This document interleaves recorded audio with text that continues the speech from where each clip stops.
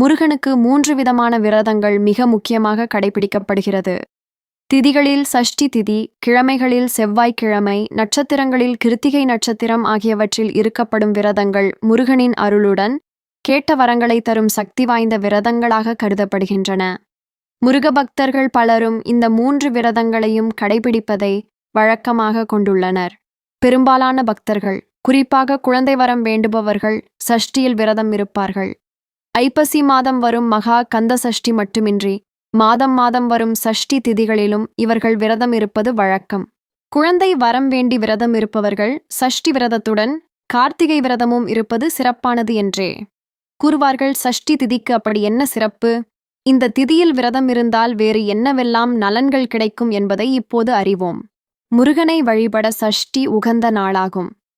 மாதம் 2 சஷ்டி திதிகள் வருவது உண்டு.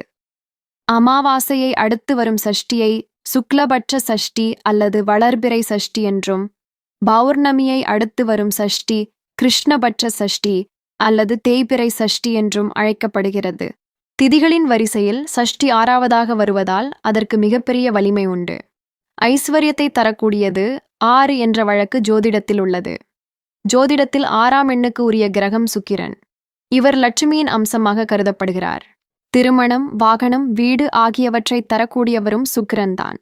எனவே சஷ்டி திதியில் விரதம் இருந்தால் வேண்டிய அனைத்தையும் பெறலாம். 16 பேறுகளில் ஒன்றாகவே குழந்தை பேறு கருதப்படுகிறது. எனவே குழந்தை பேருடன் மீதமுள்ள 15 பேறுகளையும் அளிக்கும் வல்லமை சஷ்டி விரதத்திற்கு உண்டு. வேலைக்கு சேருதல், வீடு மற்றும் வாகனம் வாங்குதல், மருத்துவ தொழில் தொடங்குதல் போன்றவை செய்ய சஷ்டி திதி உகந்த நாளாகும். சஷ்டி விரதத்தை எளிமையாக எப்படி வீட்டிலேயே மேற்கொள்வது?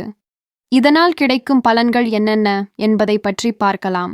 குழந்தை பாக்கியத்தை அருளும் இந்த சஷ்டி விரதத்தை எளிமையாக கோவிலிலும் கடைபிடிக்கலாம். முடிந்தவரை முருகன் கோவிலில் விரதம் இருப்பது விசேஷமானது. அதுவும் திருச்செந்தூர் முருகன் கோவிலில் விரதம் இருப்பது கூடுதல் சிறப்பு வாய்ந்தது. வீட்டிலேயே சஷ்டி விரதத்தை கடைபிடிப்பவர்கள் அதிகாலையில் எழுந்து குளித்துவிட்டு முருகனுக்கு பூஜை செய்து விரதத்தை தொடங்கி அருகிலுள்ள முருகன் ஆலயத்திற்கு சென்று வரலாம்.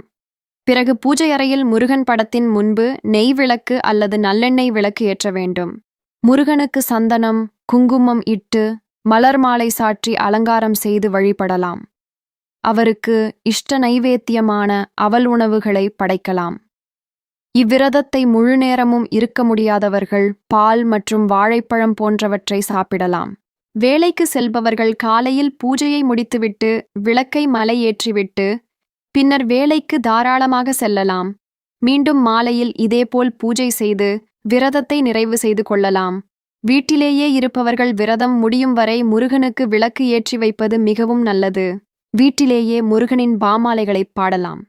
குறிப்பாக கந்த சஷ்டி, திருப்புகள் உள்ளிட்ட முருகனின் சிறப்புகளை உணர்த்தும் பாடலை படிக்கலாம். குழந்தை வரம் வேண்டுபவர்கள் விரதத்தின் போது சொல்ல வேண்டிய திருப்புகளை பாராயணம் செய்யலாம். சஷ்டி விரத பலன்கள். குழந்தைப்பேறு. குழந்தை பாக்கியம் இல்லாதவர்கள் சஷ்டி விரதம் இருந்தால் குழந்தை பாக்கியம் கிடைக்கும். திருமணத்தடை. திருமணம் தடைப்பட்டு இருப்பவர்கள் சஷ்டி விரதம் இருந்தால் திருமணத்தடை நீங்கி திருமணம் நடைபெறும்.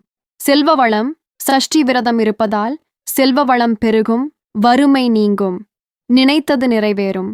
மனதார வேண்டி விரதம் இருந்தால் நினைத்த காரியங்கள் நிறைவேறும், பிரச்சனைகள் தீரும். எத்தனை பிரச்சனைகள் இருந்தாலும் சஷ்டி விரதம் இருந்தால் அவை தீர்ந்து மன அமைதி கிடைக்கும். அருள் விளக்கம்.